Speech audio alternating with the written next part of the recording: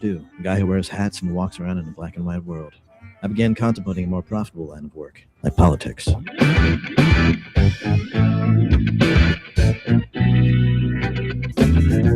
are the show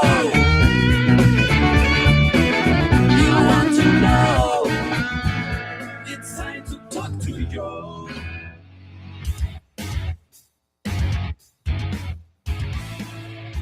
All right, folks, good morning and welcome to the Wednesday edition of the Joe Mangiacotti Show here on AM 830 WCRN. I'm Joe Mangiacotti. And of course, you can join the conversation over the next hour at 508-871-7000. That's 508-871-7000. They'll get you into the studio for two-way talk and conversation. Hey, and don't forget, you can always reach out via the text line, and that's real simple to do at 617-297-8388, 617-297-8388. And we are streaming to the TuneIn app like thousands of other radio stations do, so you can always take us anywhere. I love that feature. Or tell Alexa to play WCRN, and she'll do that with no questions asked. So that's pretty cool, too. All right, housekeeping today is Behind the Glass, flying the board back at HQ today. So you can reach him at 508-871-7000. He'll get you into the studio for two-way talk and conversation. But I want to get right into it because there's so much going on. But we're going to be joined by Scott Brown. Yes. He is a Republican attorney, retired Army National Guard colonel. He was the former U.S. Senator here in Massachusetts. He won the 2010 special election for the Senate seat that was held by Ted Kennedy. We all remember the Kennedy seat at the debate, and Scott shot back. It's the people's seat. He served until 2013. He lost to Elizabeth Warren in 2012. Now, he did move to New Hampshire, and he challenged Senator Jeanine Sheehan in 2024. Served as President Trump's ambassador to New Zealand, Samoa, from 2017 through 2020. Now, he is still in New Hampshire. He's seeking the Senate seat Sheehan is vacating at the end of her current term. Now, the principal opponent he's facing is former New Hampshire Senator John E. Sununu, not former Governor Chris Sununu, John E. Sununu. He represented New Hampshire in the Senate from 2003 through 2009 and previously served in the House. This is effectively a contest actually between two former U.S. senators seeking a political comeback here. Now, Trump did endorse Sununu, and we'll get into all of that. There are other Republicans on the ballot in there. However, Brown and Sununu are the two candidates receiving virtually all the serious political attention right here. And, let's invite into the conversation former Senator, Ambassador Scott Brown. Hey, Scott, great to have you back on the show. Hey, it's great to be back, and good morning to you and your listeners. Thank you so much. Where are you right now? Are you on the campaign trail in New Hampshire somewhere, or what's going on? Well, I have a couple of days. I committed to coaching a basketball clinic for kids grade 1 through 8. So I do that until 1 o'clock, and then we get back on the campaign trail. Busy night. Doing some media today, and then a lot of fundraising phone calls, and then I am going to meet a couple of groups later tonight. But yeah, it's been 16 months. I think we have 55 days left, and it's been fun. And let's go. Yeah, Scott, the race is shaping up to be extremely competitive here. So what are you hearing from the voters across New Hampshire, and what do you believe will ultimately separate you from the rest of the field, including Sununu? Well, it actually is getting competitive, and we knew it would, because people, quite frankly, they're not paying attention 16 months out or 10 months out or 5 or 4. They're doing it once the summer starts to get, August, September. I mean, this primary September 8th, it's one of the latest ones in the country. So people, are focusing now, and we've noticed a real surge. We're very happy where we're at. We have the funds. We're still raising funds, obviously, but regardless, we can be competitive and do the things we want to do. And the real difference, listen, John and I live in the same town. I ride my bike by his house almost every day. And, he's got some qualifications, certainly, and a history of service, and so does the family, and so do I. So it's a question of what is that distinction? Well, I'm the only one in this race, Democrat or Republican, who has any military experience. I served almost 39 years. Retired as a colonel, started as an enlisted man, joined after the blizzard of '78. My first posting was at the 101st Engineer Battalion in Reading. And I joined because people on the highways were dying, and I saw these amazing people helping, and I wanted to be like them. So I joined and did my service, and was very, very happy to do so. So they don't have any military experience. With everything that's going on around in the world, whether it's Iran, Russia, Ukraine, those sorts of things, I understand what's going on. I've been to the region. I've been to Afghanistan, Pakistan, Israel, Dubai, Jordan, Kazakhstan, Kuwait. Understand and working with the ambassadors as a senator and as an ambassador. So they don't have that experience. And then the ambassadorial diplomatic experience, they don't have that either. I served almost 3.5 years, almost 4 years for President Trump. I had New Zealand, Cook, Niue, Samoa, and our interest in Antarctica. And it matters to be able to do trade deals and deal with catastrophes like the Christchurch massacre and the White Island volcano, building military relationships, dealing with international incidents and understanding the geopolitical problems and challenges that we have. There's no learning curve. And so I don't need to go ask anybody. I'll be the guy that will probably be asked about what's going on and why we need to do things a certain way.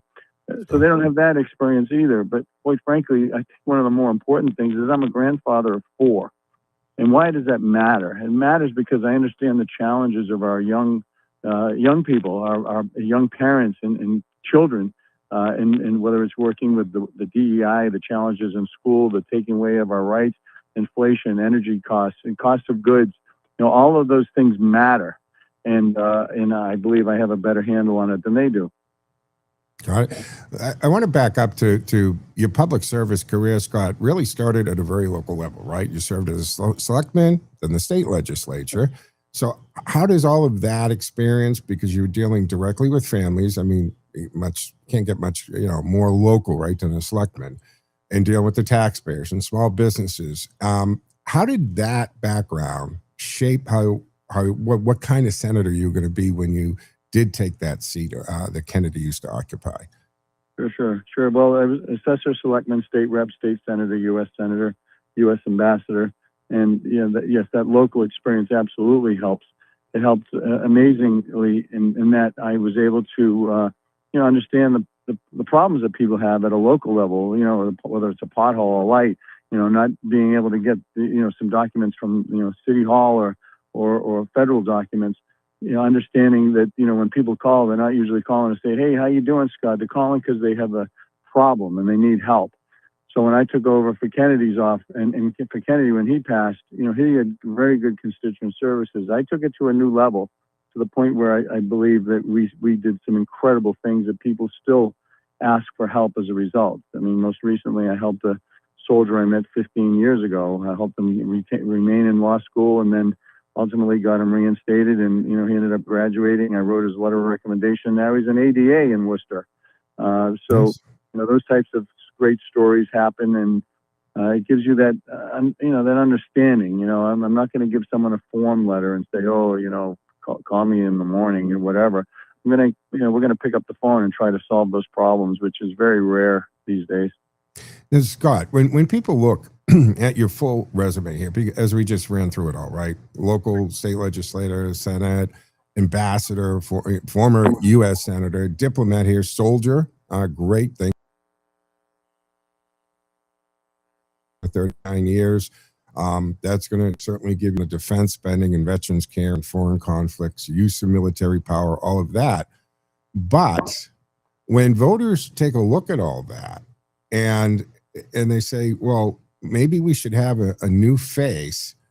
But what would you say to that? That, time to get fresh blood, try to get new faces. Why are we recycling the same people who've been around for a long time? And I'm going to tie this into the democratic socialist and all that in a second, but I want to pose that first. Yeah. Well, first of all, I believe I am a new face. I'd be a new face, obviously, in my home state of New Hampshire. I last served was in 2010 to 13, as you referenced. And I believe that you need good people there who are problem solvers. Listen, I don't owe anybody anything, and you referenced it in your monologue. I mean, John has the endorsements from the president and a whole bunch of other folks. He's taken money from, the pharmaceutical, the banks, high tech, big tech, low tech, every tech.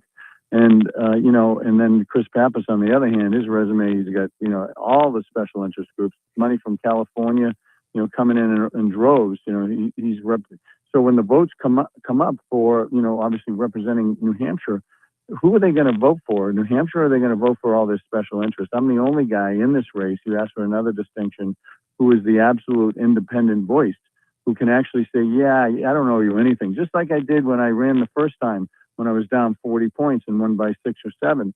I did not owe anybody in D.C. anything, and that's how it's going to be again. And it's a very, very refreshing thing to have. Yeah. Well, I mean, we're in the middle of July, and you made reference just a few minutes ago about 16 months out, people aren't paying attention. When do they start really paying attention to this? Do they begin at the end of July, end of August? What's your experience on that? Well, they're starting now, and they're starting now. We've noticed an uptick. People, wanting signs. I mean, we in Rye alone, my hometown, we probably have 150 signs. We just ordered another 1,000. So, yeah, people are starting to pay attention now. Really in August, they really get focused. But we're everywhere. I'm doing 5-6 events a day, and John's not doing anything. Chris is doing his usual, just putting out tweets and going to these staged events, and so it's fun. It's certainly a real grassroots campaign. Reminds me a lot of 2010. And is it a long shot? Yeah, sorta. I mean, there's a lane. If I didn't think I could win, or if I didn't think that John could win, I certainly wouldn't try. But we're in a good spot, and we feel we're doing everything the right way. So yeah, let's talk about that. 2010. I mean, the Capitol Hill, right, in D.C., it's a very different place than it was 16 years ago. So let's talk about that for a second. Your first time in the United States Senate from Massachusetts, you're going back to a very different dynamic. How is that in the calculus here? When we talk about you're right. The type of faces that have come. Yeah, go ahead. A lot of them are the same faces, because I'm a term limits guy. They're not. They've been in 30, 40, 50 years. And quite frankly, when you talk about new faces, those are the types of people you should be addressing those concerns to. Mm-hmm.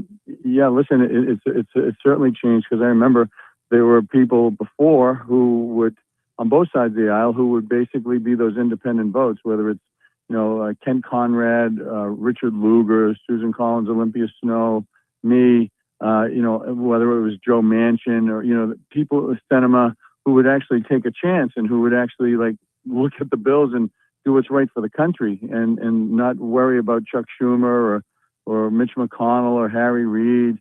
So those people they're almost all gone. There's 2.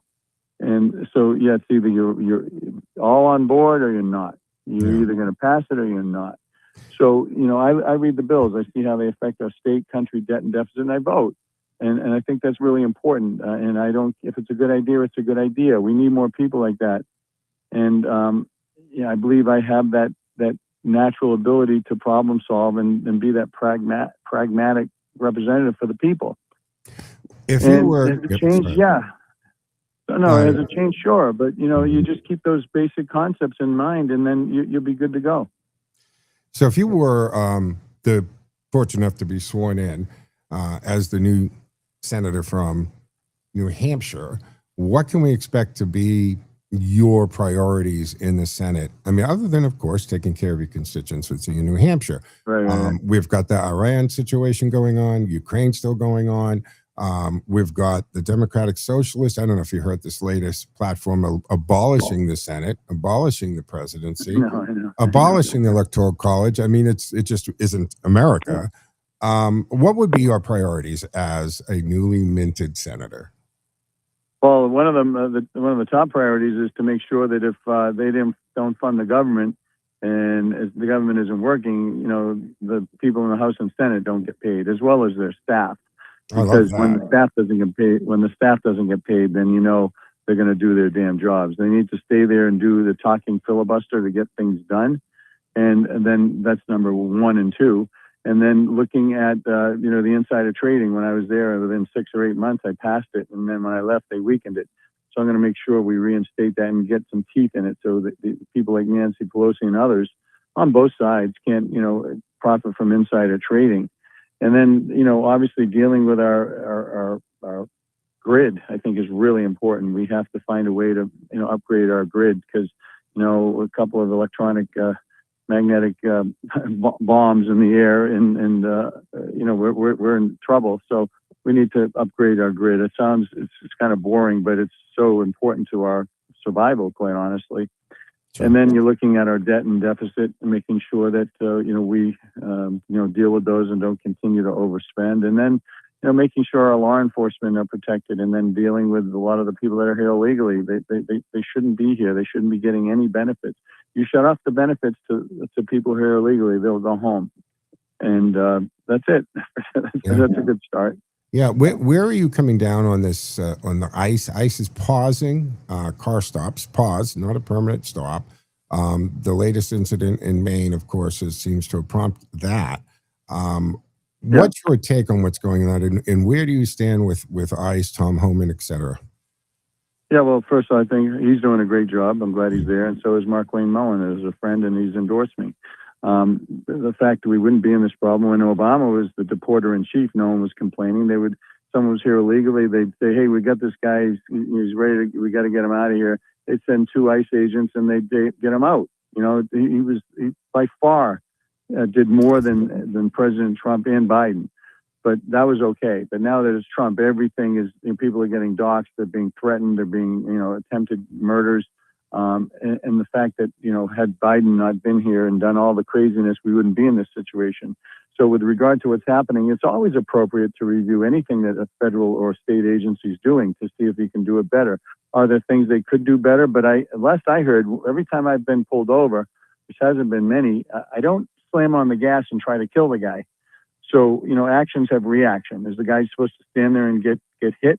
Is he not supposed to make the traffic stop that potentially could end up with one of our citizens being killed? Has been happening when they're slamming through stop signs that they can't read, or, not driving with an appropriate license. And how about the governors that are issuing these licenses to these people who don't even know how to speak or read the English language? It's immoral.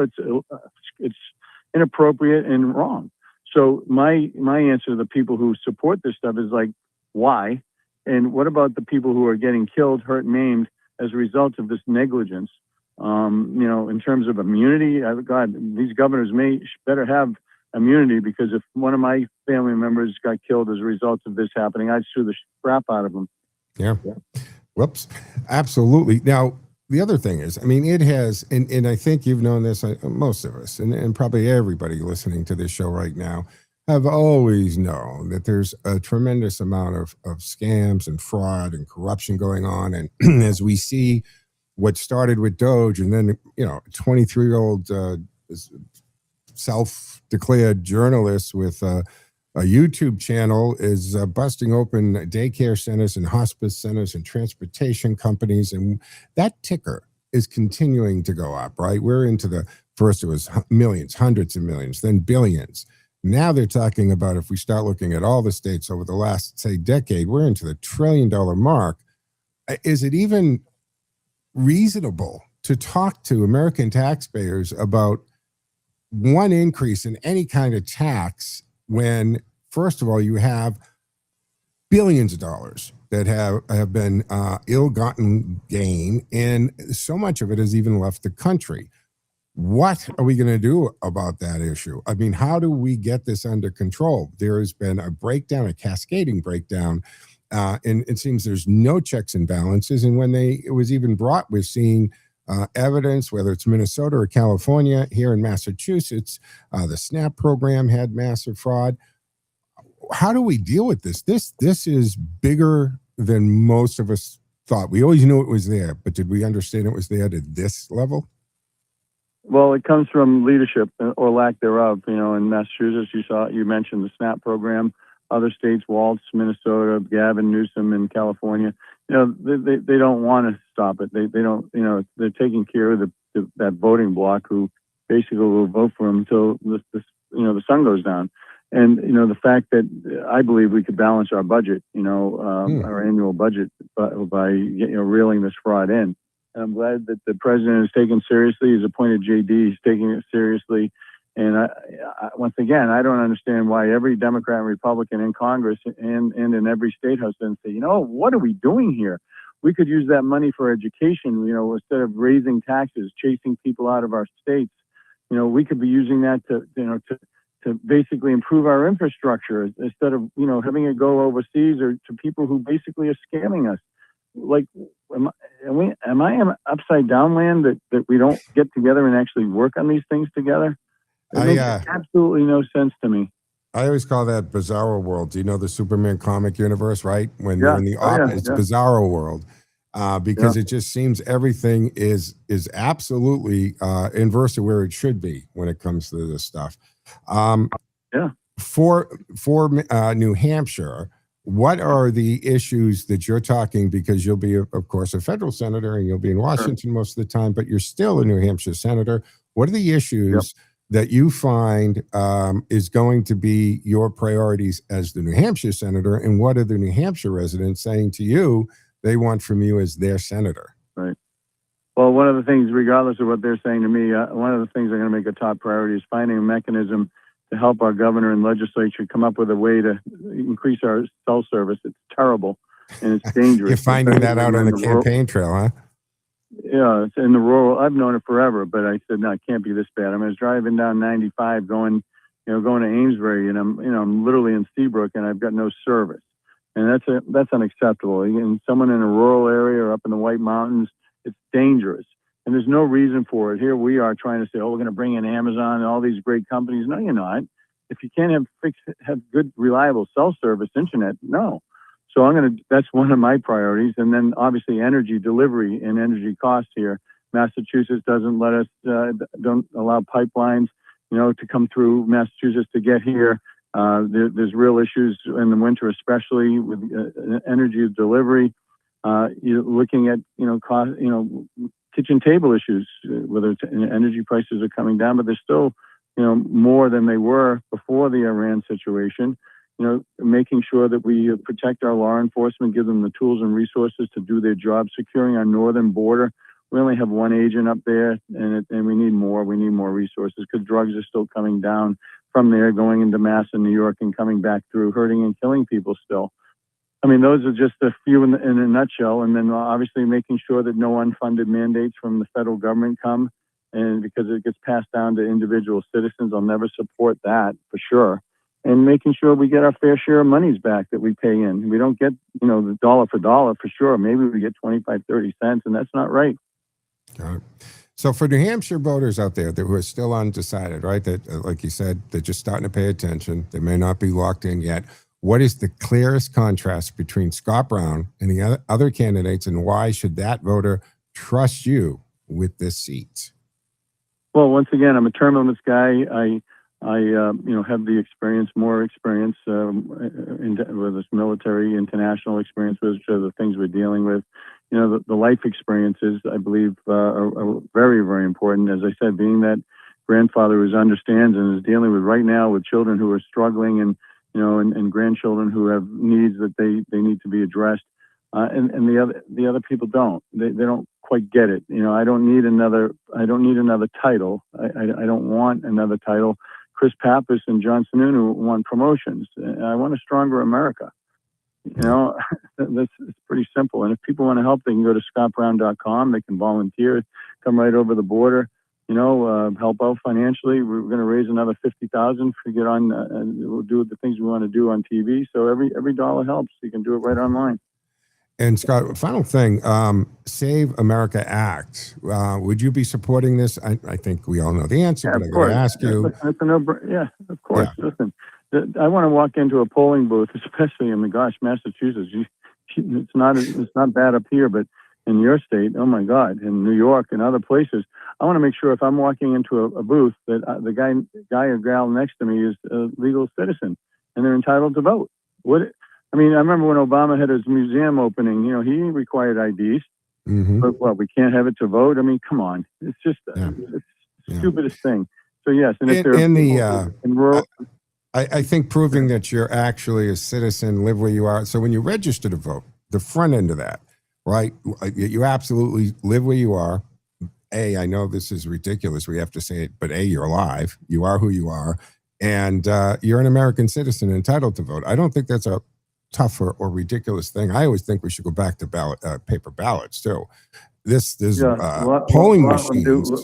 Forget about it on the internet. No reason for that.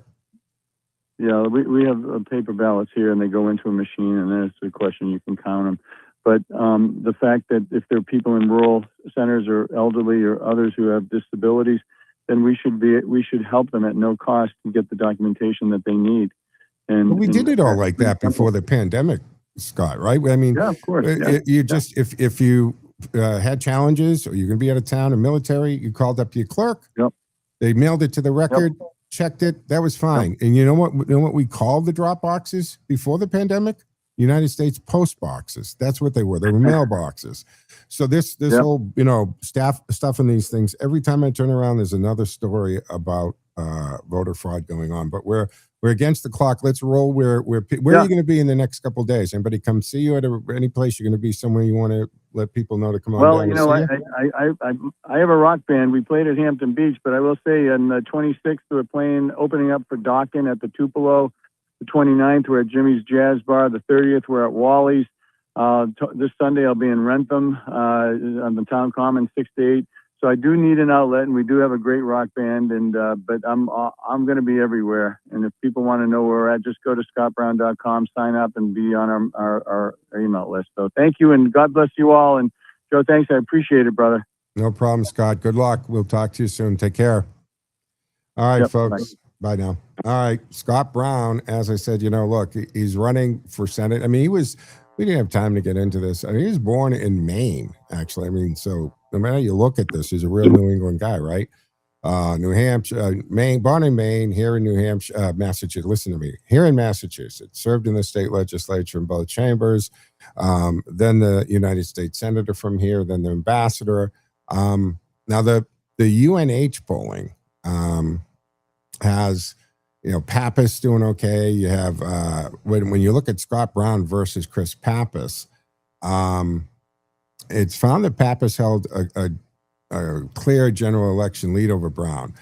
But I still think that when you're dealing with this, you're dealing with people start to wake up about now, the summertime and towards some of the time as we go back to school. So September 8th for the primary in New Hampshire, and of course, November 3rd for the general election. But we got to take our break here at the bottom of the hour on the Wednesday edition of the Joe Mangiacotti Show on AM 830 WCRN. Stick with us.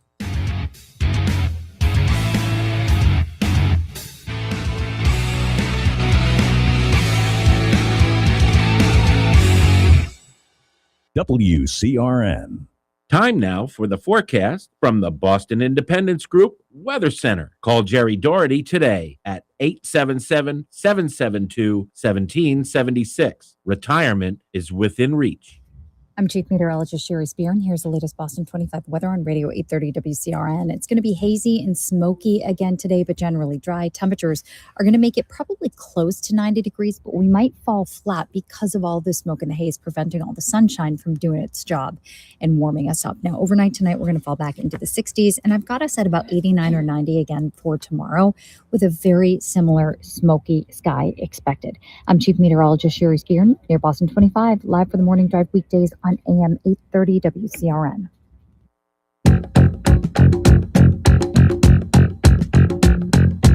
More live and local radio is next. Stay tuned to Radio Central 830 WCRN.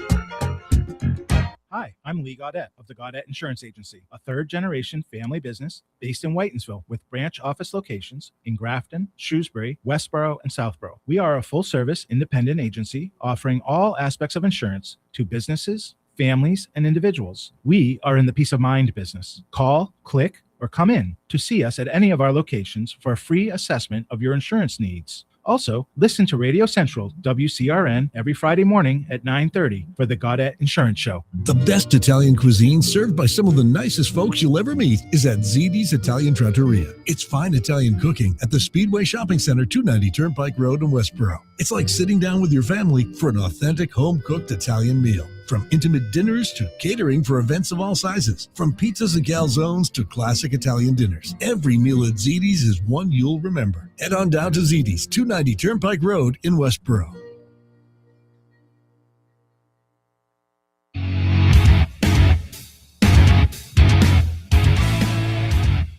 Welcome back to the second half of the Wednesday edition of the Joe Mangiacotti Show here on AM 830 WCRN.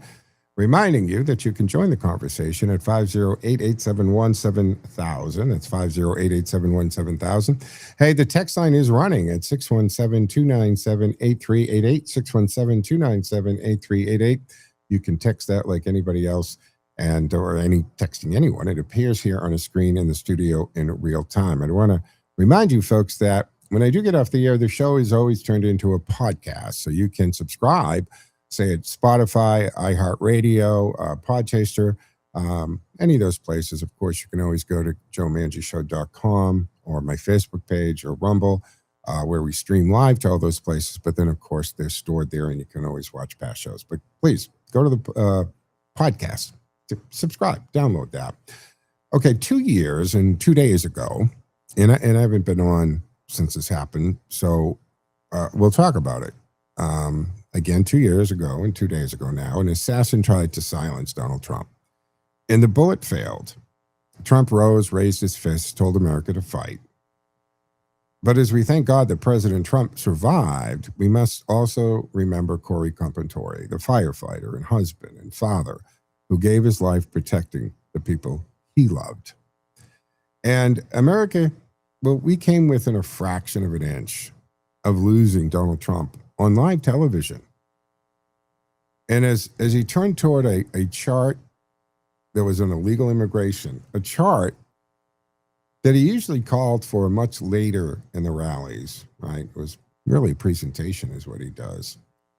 And that rifle sound struck the upper portion of the right ear. And Trump dropped behind the podium. Secret Service agents covered him. And we all saw that picture, and even the ones that didn't even come up to his chest, she did her best. And the counter-sniper team killed that gunman.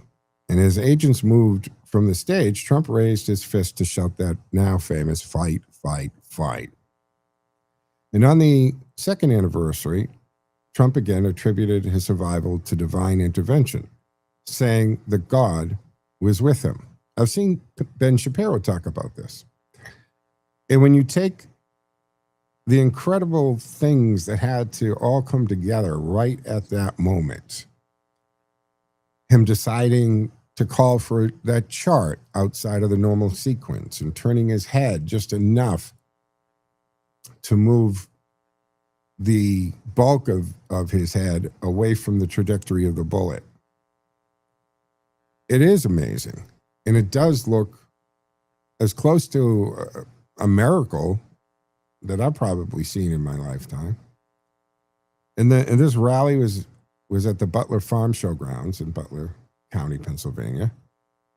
He started talking a little after 6, and the gunman, 20-year-old Thomas Matthew Crooks of Bethel Park, he's positioned himself on the roof of the American Glass Research, AGR complex, about 150 yards from Trump's podium. He had an unobstructed line of sight to that stage. A former president and leading candidate on the Republican ticket here, he was allowed to have a line of sight. Crooks had been seen acting suspicious, right? Carrying a rangefinder, moving around the AGR property well before Trump took that stage. And local officers and snipers circulated Crooks' photograph and description beginning about 5:38 p.m. He didn't get on the roof till about 5 minutes after 6. At 6:11, he fired 8 rounds from a .223 caliber AR-style rifle. Now, a local police officer had been lifted high enough to see Crooks on the roof. Crooks pointed the rifle toward the officer, causing him to drop back down. Seconds later, Crooks began shooting, and a Butler County tactical officer fired towards Crooks. Now, that could have interrupted his firing sequence, and the Secret Service counter-sniper then delivered that fatal shot. The bullet grazed the upper portion of Trump's ear. He was bleeding heavily. He remained conscious. I guess he lost his shoes. We all remember that on the mic. He was taken to Butler Memorial Hospital, treated, released. The FBI did confirm that he was struck by a bullet, or a bullet fragment anyway. And do you remember then FBI director trying to infer that maybe he wasn't even in at all? But here's the thing. Corey Comperatore, 50 years old, husband and father with 2 daughters, Army veteran and former chief of the Buffalo Township Volunteer Fire Department. When the shots began, Corey threw himself over his wife, Helen, and their daughters, Allison and Kaylee. And I was watching this, as most of us, all of us, we were.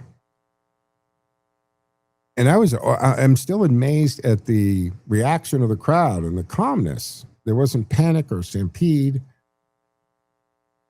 But Corey Comperatore, he knew what that was, and he knew what he had to do. He was struck and killed while protecting them. Corey was not simply an innocent bystander. His last act was the instinctive act of a firefighter, husband and a father, protecting other lives with his own. And let's not forget David Dutch. He was seriously wounded. He was a Marine Corps veteran. He was struck in the abdomen. He underwent extensive medical treatment and says the attack left him with life-altering physical and emotional injuries. Of course it does. And James Kuppenhaver, he was also seriously wounded. He was struck twice, 2 bullets. He also reports lasting physical and psychological injuries. So Dutch and Kuppenhaver filed separate federal suits against the United States in June of this year, alleging that Secret Service negligence allowed crooks to reach the roof and open fire. What say you on that? And now, where does the investigation into Crooks stand? Well, Crooks was killed at the scene. So obviously there's no criminal trial explaining his actions or subjecting evidence or the evidence to a courtroom for examination or cross-examination. And the FBI case is presently classified as pending and active. The Bureau says it will pursue any credible new lead. And the FBI did conclude that Crooks acted alone. You believe that? There was no second shooter. No foreign government, domestic organization, or other person directed or assisted him, according to the FBI. All 8 rounds fired by Crooks were accounted for. Investigators accessed Crooks' electronic devices, right? The social media accounts, financial accounts, foreign hosted email accounts. He left no manifesto that anyone found, and investigators found no definitive motive for why he selected Trump and carried out that attack. And the investigation involved 485 FBI employees. There was over 1,000 interviews, approximately 2,000 tips, 100 subpoenas and examinations of 13 electronic devices and 35 online and financial accounts, all taken apart. And the FBI says the shooter investigation is essentially dormant unless new evidence emerges. I mean, would new evidence come in at this point? But the attack was preventable, and that's the thing, guys, right? The bipartisan House task force concluded that Butler was, in fact, preventable and resulted from multiple failures in planning, communications, execution, and leadership, not one isolated mistake. There was over 100 transmissions with the local police departments that Secret Service Command Center did not monitor, never heard, didn't even have the ability to hear it. Then there was no drone coverage. And quite honestly, the level of Secret Service protection that a former president and current leading candidate to the incumbent was receiving, to most people, we don't think it was where it should have been. It was not presidential level. And the main failures here, AGR complex was left outside the main security perimeter, right? despite its clear line of sight to Trump. God, I remember the Secret Service trying to throw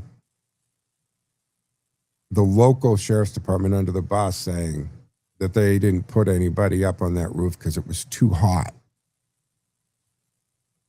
And the sheriff shot back and said that that's just false. His men were ready to go no matter how hot or cold the situation was. They would do what their job required them to do. But no officer was assigned to secure the roof from which crooks fired. Secret Service and local authorities operated from separate command locations. They weren't even on the same page. And radio systems were not properly integrated. So you had those 100+ conversations, broadcasts going on that the Secret Service, whose job it is the protection of the president and candidates and, well, you know, all the different protectees that exist.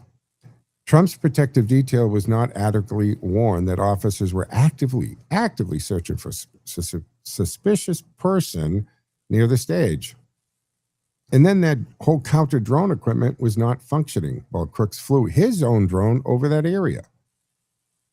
Issue after issue after issue.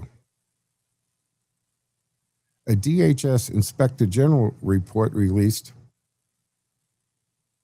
just in June 30th, found that the Secret Service missed repeated opportunities to detect, disrupt, or prevent the attack. Secret Service personnel failed to receive, again, over 102 local law enforcement radio transmissions. And because this information was fragmented, Trump's immediate protective detail, they weren't properly alerted. 5:38 and after 6, right? Close to a half hour. And most Secret Service protective details, I won't even say most, every Secret Service protective detail, if they are given the information that somebody with a weapon and a rangefinder and the local police are actively searching for them in the area, they would not have let their protectee out on the stage. We would have known something was up because they would have not allowed Trump to go out there. But not knowing this, they had no reason to stop it. So this report represents the newest official confirmation that Butler was not an unforeseeable incident. It was the culmination of repeated and correctable failures. Now, the Secret Service director at the time, right, Kimberly Cheadle, resigned after that attack. Six Secret Service employees later received disciplinary suspensions, and critics, including Corey's widow, have argued that the temporary suspensions do not match the magnitude of failure that killed one man, wounded 3 others, and nearly altered American history. The 2 surviving spectators are now attempting to establish government liability through that federal civil litigation suit they filed.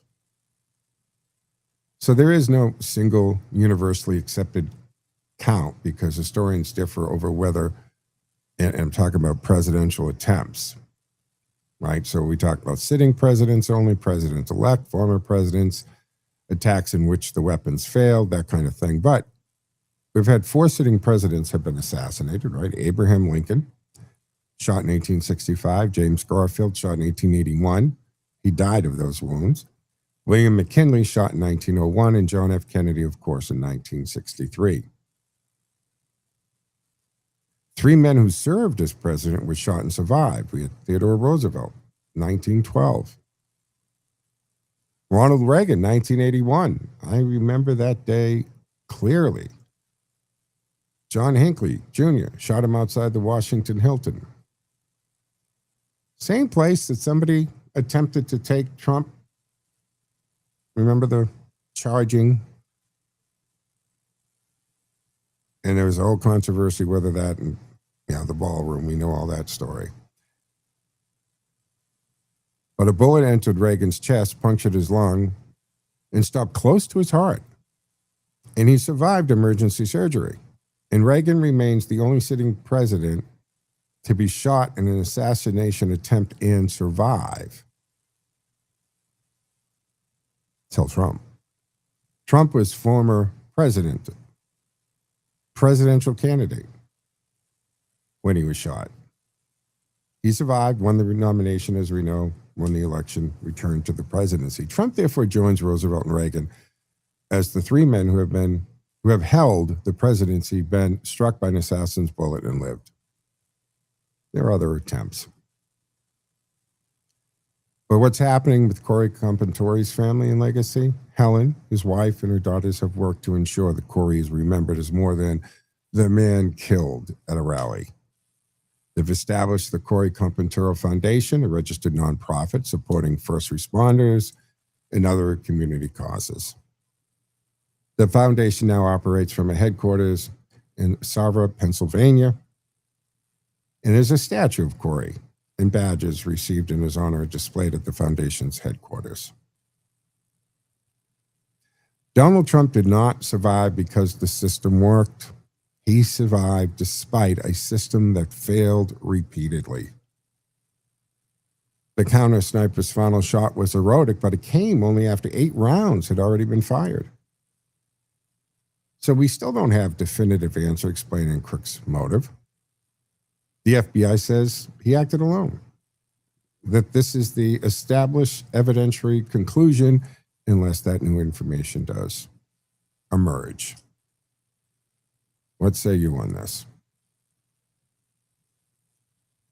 2 years and 2 days. That was something. 508-871-7000 to join the conversation. It's 508-871-7000. Lines are open and available. And of course, you can text us at 617-297-8388, 617-297-8388. And it appears here on the screen in real time. Now, the other thing, we lost this past weekend, and again, I haven't been on since, Lindsey Graham. 31 and a half years in Congress. This I think, was a surprise to everybody. When I first saw something on one of the social media feeds, you have to check there. If you're going to run with anything or repost something, you try to do a quick search to make sure that it's not some idiot thinking they're funny. So the first thing I think I saw on X, I really honestly did not pay attention to it till I saw multiple things emerging, and then I started checking news sites. Fairly young man, especially, considering average age of somebody in Congress. 31 and a half years in Congress. But here's the thing that really surprised me, and probably you too. He died on July 11th at age 71, the most defensible estimate based on his final congressional financial disclosures. They say he was only worth about $1.5 million. Now, that to me seems like what almost all of members of Congress should be worth if all they've ever made as the base salary is $174,000. But based on the disclosures and estimates, it's not a final probate accounting of his estate or anything. But that seems low when we hear what Pelosi's of the world are worth, right? When everyone thinks of Graham's politics, the available financial records, they certainly don't portray a man who used 3 decades in Congress to become fabulously wealthy. Now, he earned a substantial government salary and presumably, he accumulated federal and military retirement benefits, but he died with a relatively ordinary 7-figure portfolio, not the tens or even hundreds of millions of dollars associated with some longtime Washington politicians. So Lindsey Graham spent 31 and a half years in Congress, 8 in the House, 23 and a half in the Senate. He died worth roughly $1.4 million. Agree with him or not, the public record does not show a politician who went to Washington and converted public office into a personal fortune. That's interesting. He was elected to the Senate in 2002. But his Senate service formally began on the 3rd of January in 2003. Therefore, claims that he spent 30 years in the Senate. A little incorrect. It was approximately 23 and a half years in the Senate, 8 years in the House. And you look at the amount of money that second, third members of the House, what they claim. I mean, look what happened with Ilhan Omar. And then all of a sudden, with $30-something million, they backed that up real fast. But according to the disclosures they have to file back in May, the range was slightly, his net worth was slightly more than $600,000. That's at the low end. And at the higher end, it's estimated to be 2.2. But even at 2.2, for all those years in Washington, I got to tell you, this places him, I think, 294th among 535 voting members of Congress, around the middle to lower portion of congressional wealth rankings, and nowhere near Washington's multimillionaire and billionaire class. His disclosed investments were primarily mutual funds and cash accounts, government securities, rather than some large portfolio of individually traded corporate stocks. So what say you on that? Because he didn't seem to, it wasn't married, right? They lost him and his sister, who has now been sworn in to finish out his term. What is 6 weeks or something? 6 months. 6 months. So parents died young. He looked after his younger sister, Jill, and eventually adopted her. So all in all, an interesting family situation. And what I don't understand is the amount of, outrage that seems to be online about his sister being sworn in to finish out until an election can be held. And McMaster's, right? The governor could do multiple, they could do one way or the other. But they decided to and Trump supported this, put his sister Jill in with the understanding that she had no plans on running or making a career switch, but a seat holder, a placeholder, if you will. So we'll see. What say you in this? I just was amazed at the amount, because we've seen this happen before. We've seen wives, and don't hold me to this, but I think I remember the first woman in Congress was actually the wife of a congressman who died in office, and she was placed. But that was even before women, I think it was 1919 or something, before women even had the vote. What say you on that? 508-871-7000 to join the conversation. Lines are open and available. So I did want to get this in before we had to wrap up today. Have you been watching? And I brought this up with Scott. How can you not bring it up with any candidate or current member of Congress or Senate or even in our state legislature? The amount of corruption and fraud, it's just, Dodge really helped kick that off, right? But we're looking, and we've all known. I've talked about this, the Medicare fraud. I mean, it's so universally understood that it exists on such a massive level. It's in pop culture. It's in common vernacular. It's built in and baked into TV shows, as if it's the universal truth that we all know that there's tons of Medicare fraud and Medicaid fraud, and it's par for course. It's cost of doing business. But it's unacceptable, I think. And then we're seeing out of California, color me surprised, right? California, you mean there's corruption in California? Dana Williamson, right? Longtime California political consultant, and she was the former chief of staff. So you got it, Gavin Newsom.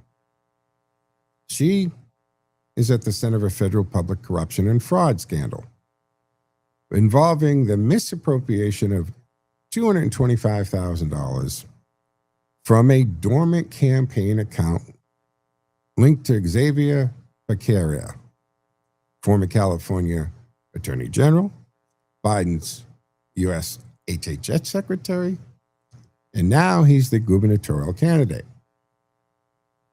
But whenever we hear these stories about this fraud and the corruption, and this is a perfect example.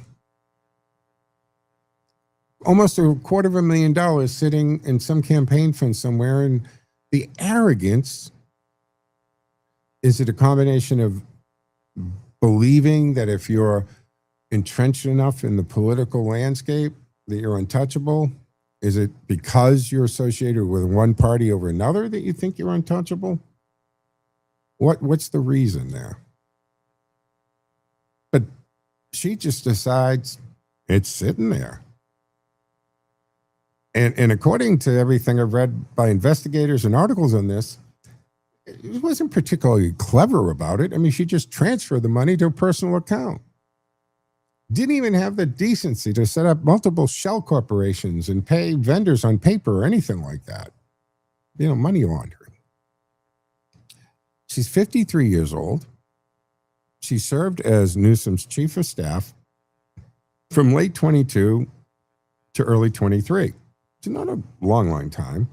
And then through late 24, now she was indicted in November on 23 federal counts alongside co-conspirators, including Sean McCluskey, and that's Becerra's longtime chief of staff. So you got two chiefs of staff here. And there's a lobbyist involved, Greg Campbell. And the core scheme that happened between over 2 years from 2022 to 2024 involving diverting that $225,000. Again, it was Becerra's inactive state campaign account. Remember, this time he's off to Health and Human Services Secretary. So the state political funds are just sitting there, not being tapped, not being looked at because he's a secretary, right? He's on a cabinet position. The funds were funneled under the guise of legal compliance or consulting work to support or to supplement McCluskey's salary. And prosecutors used wiretaps, they seized communications, and other evidence.